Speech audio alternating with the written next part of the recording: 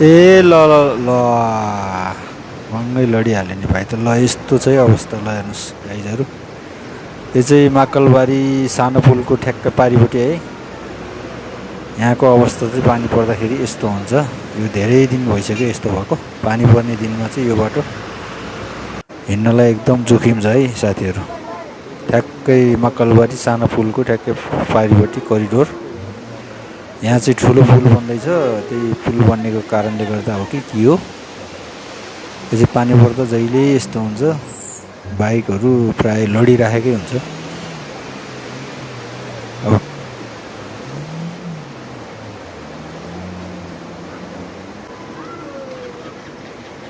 ठ्याक्कै यो चाहिँ गोकर्णेश्वर नगरपालिका होइन, ठ्याक्कै माकलबारी सानो पुलको ठ्याक्कै पारिपट्टि अवस्था चाहिँ यस्तो छ। पानी पर्नै हुँदैन। पानी पर्ने दिनमा चाहिँ यो बाटो नहिँड्नु होला साथीहरू। अस्ति पनि म आएको थिएँ, ठ्याक्कै यस्तै हो। आज पनि सेम छ यो।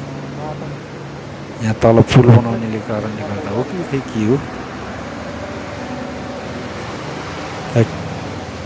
ल ल ल ल, ए ल ल भाइ ल, त्यतिको लडिहाल्यो नि। खतरा छ है अवस्था। ल म नि यहाँ अड्केर बसेको छु, उठाइदिउँ भने पनि गर्न केही भएन।